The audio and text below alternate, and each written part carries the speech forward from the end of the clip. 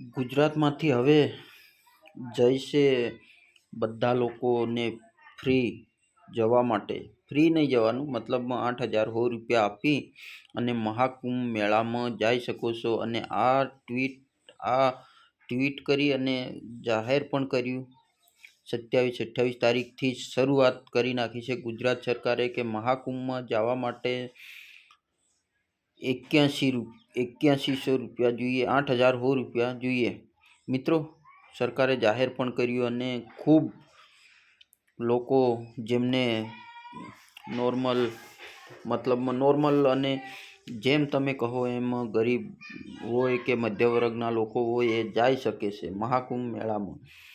તો મહાકુંભ મેળો યુપીમાં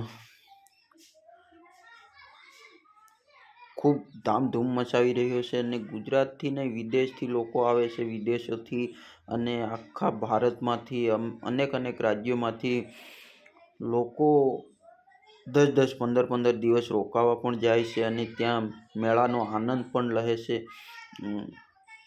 આનંદ પણ માણે છે. અને ઘણા લોકો ના જવાના કારણે તમે એમ જાણતા હશો કે મેળામાં પણ આ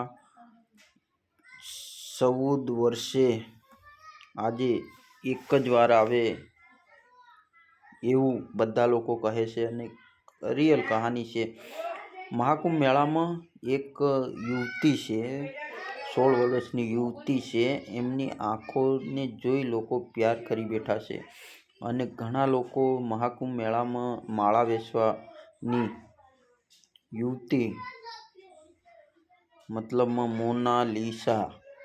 મોનાલિસા એ યુવતી માળા વેચતી હતી અને આંખોને લીધે ફેમસ થઈ. તો આંખો એમની માંજરી હતી અને ખૂબ સરસ આંખો હતી એટલે ફેમસ થઈ. પણ લોકો એમને ફેમસ તરીકો નહીં, સોશિયલ મીડિયાની અંદર ફેસબુકમાં જાઓ કે યુટ્યુબમાં જાઓ કે ઇન્સ્ટામાં જાઓ, તમને મોનાલિસાનો જ વિડીયો જોઈએ. એને લોકો કઈ રીતના એડિટિંગ કરે છે મોનાલિસાના વિડીયાના એ પણ તમને કહી દઉં. ખરાબ ઉપયોગ કરે છે અને એ યુવતીને એટલી પણ ખબર નથી કે હું સોશિયલ મીડિયામાં આવી અને સોશિયલ મીડિયાનો ઉપયોગ કરવાથી સારું પણ થઈ શકે અને ખરાબ પણ થઈ શકે. તો એમની સોશિયલ મીડિયાની અંદર પણ ખૂબ વાયરલ છે, પણ છતાં આજે એક મહત્ત્વનો પાર્ટ ભણાવે છે. મીડિયા એ એક જોવા જાય તો સારું છે અને એક જોવા જાય તો ખરાબ છે. એમને હેરાન પરેશાન લોકો પ્યાર કરી બેઠા, એક નહીં હજારો જણ પ્યાર કરી બેઠા. એટલે એનો મતલબ શું? એક વ્યક્તિ તો એવું પણ કહે છે મોનાલિસા મહાકુંભની અંદર કે એનાથી મને પ્યાર થઈ ગયો છે. એ લગભગ 30-36 વર્ષનો યુવાન એવું કહે છે. તો પ્યાર ખાલી દેખવાથી પ્યાર ના થઈ જાય, એમની પાછળ કેટલી મહેનત પ્યાર માટે પણ કરવી અને સુખ દુઃખ વેઠવું પડે તો પ્યાર થાય.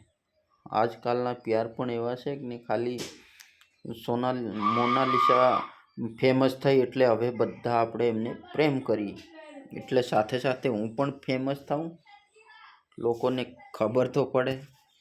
એટલે આ રીતની બધી ઘટનાઓ છે. અને ગુજરાતની અંદર તો હાલ બધું ચાલી રહ્યું છે, તમને બધાને ખબર છે કે શું ચાલે છે. આપણે લાંબી ચર્ચા કરવાની જરૂર નથી.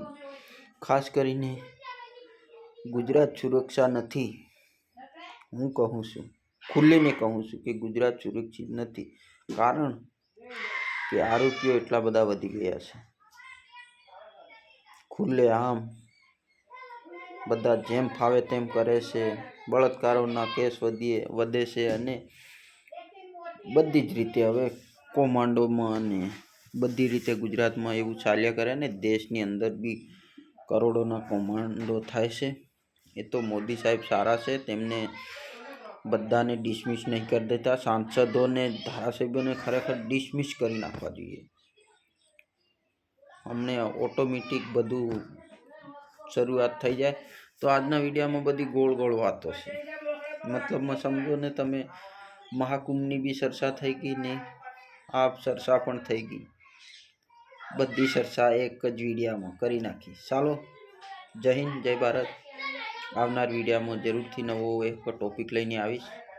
ત્યાં સુધી બન્યા રહેજો.